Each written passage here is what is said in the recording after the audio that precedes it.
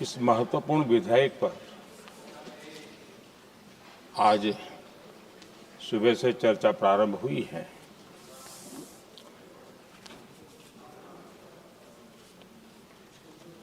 काफी साथी यहां से भी जिन मुद्दों को स्पर्श किया गया है उसको तथ्य से और तर्क से सदन को जरूर जानकारी देंगे और इसलिए मैं उन विषयों में जाना नहीं चाहता। आदरणीय अध्यक्ष जी, राष्ट्र के जीवन में कुछ महत्वपूर्ण पल आते हैं और उस समय की समाज की मनस्थिति और नेतृत्व की क्षमता उस पल को कैप्चर करके एक राष्ट्र की अमानत बना देती है,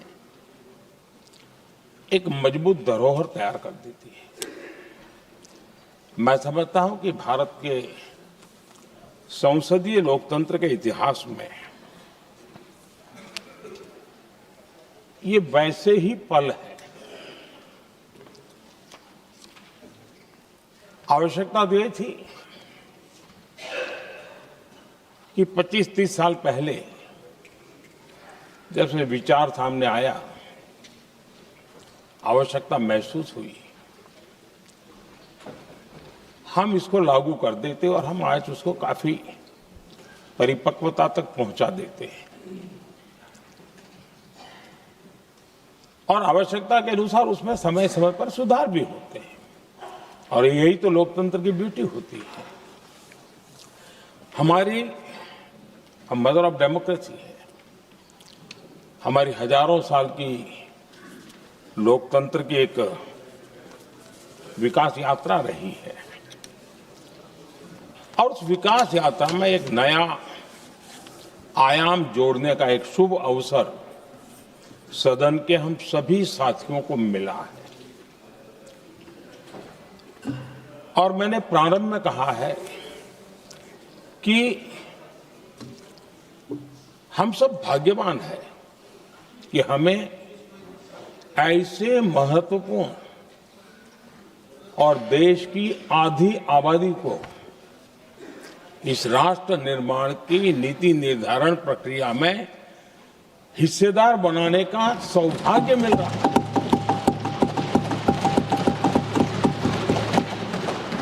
ये हम लोगों के लिए सौभाग्य है और मैं चाहता हूं कि मेरे सभी माननीय सांसद, मैं इधर उधर की आज बात करना नहीं चाहता हूं, हम सभी सांसद इस महत्वपूर्ण अवसर को जाने न दें। हम भारतीय सब मिल करके देश को नई दिशा देने जा रहे हैं। हमारी शासन व्यवस्था को संवेदनशीलता से भरने का एक सार्थक प्रयास करने के लिए जा रहे हैं और मुझे विश्वास है कि इस मंथन से जो अमृत निकलेगा वो देश की राजनीति की भी उसके रूप स्वरूप को तो तय करने ही करने वाला है, लेकिन ये देश की दिशा और दशा भी तय करने वाला है। इतने महत्वपूर्ण मोड़ पर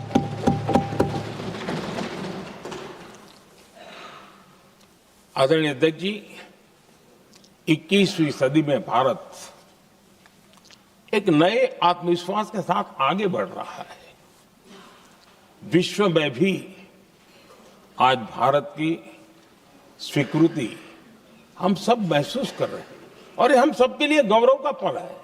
एक समय हमारे पास आया है और इस समय को हमने एक विकसित भारत के संकल्प के साथ जोड़ा है। और मैं पक्का मानता हूं कि विकसित भारत का मतलब केवल उत्तम प्रकार के रेल, रास्ते, इंफ्रास्ट्रक्चर या कुछ आर्थिक प्रगति के आंकड़े, सिर्फ इतने से ही विकसित भारत की सीमित कल्पना वाले हम लोग नहीं हैं। हम चाहते हैं कि विकसित भारत जिसके नीति निर्धारण में साच अर्थ में सबका साथ सबका विकास का मंत्र समाहित हो, देश की 50% जनसंख्या नीति निर्धारण का हिस्सा बने, ये समय की मांग है।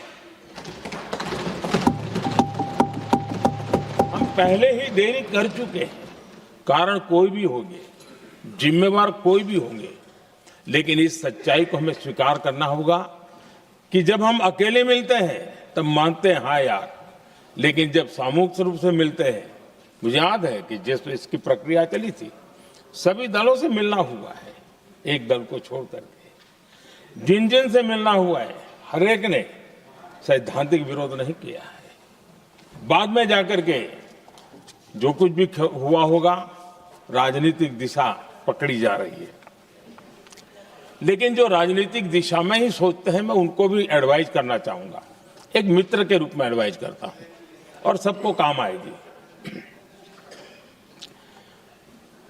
हमारे देश में जब से विमेन रिजर्वेशन को लेकर के चर्चा हुई है और उसके बाद जब जब चुनाव आया है, तो हर चुनाव में महिलाओं को मिलने वाले इस अधिकार का जिसने विरोध किया है, जिसने विरोध किया है, देश की महिलाओं ने उन्हें माफ नहीं किया है।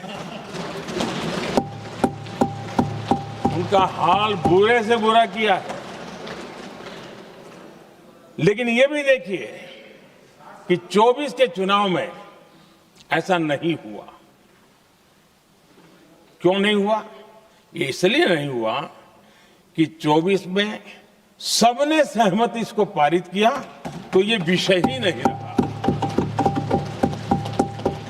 किसी के पक्ष में पॉलिटिकल फायदा नहीं हुआ, किसी का नुकसान भी नहीं हुआ।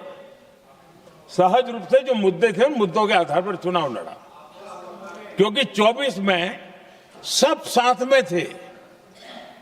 कुछ लोग यहां हैं, कुछ लोग नहीं है, लेकिन सब साथ में थे। आज भी मैं कहता हूं, अगर हम सब साथ में जाते हैं तो इतिहास गवाह है कि किसी एक के राजनीतिक पक्ष में नहीं जाएगा। ये देश के